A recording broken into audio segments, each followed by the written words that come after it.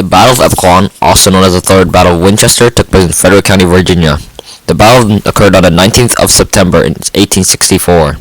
The Confederate Army, the Army of the Valley, was being led by Lieutenant General Jubal A. Early. It had a strength of around 12,000 men.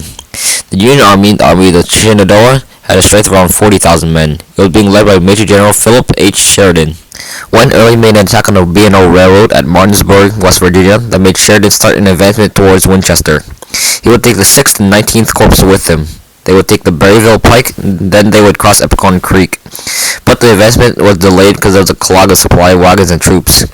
That bought Early some time to further strengthen his lines. To take the Confederate left was Major General John B. Gordon. Sheridan would later arrive in the field by the time it was midday. He would call a frontal attack along the Confederate lines. Taking on the left flank was Major General Horatio G. Wright with his 6th Corps.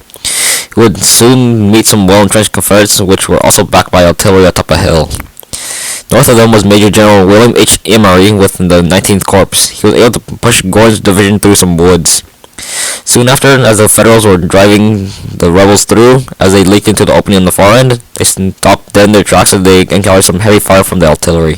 When the 6th Corps was driving back the Confederates' right flank, they were spraying apart from the 19th Corps. They left a gap in between them. Brigadier General David A. Russell and his division rushed in to patch the gap. Russell would soon get hit in the chest with a bullet shell, but he continued to push his troops forward. Also rushing in to patch the gap was Brigadier General Emory Upton's brigade, but they were too slow. The Confederates already counterattacked through the gap. To retaliate against the counterattack, Upton would order a charge. In the meantime, General Russell would fall mortally wounded from getting hit again with a second bullet shell. Shortly after, a lull would fall over the battlefield. In attempts to find the Confederates' right flank, Sheridan sent the 8th Corps under the command of Brigadier General George Crook. Also came Brigadier General James H. Wilson's cavalry units, which wrapped around the Confederates' right flank. With the 3 corps in position, Sheridan ordered them to march forward. At first, there were a few problems. Crook and the 8th Corps had to trudge through a swamp, and Emory couldn't get the 19th Corps to move anywhere. During his attempts, a cannonball came in and blew off a chunk of his thigh. The surgeon was able to stop the bleeding, and Emory would direct his troops on a stretcher for the rest of the battle. Not long after, the Confederates started to yield. Later, Union Brigadier Generals Wesley Merritt and William W. Averill came in from the north to crush what was left of the Army of the Valley. The attack got the Confederates running in a full retreat.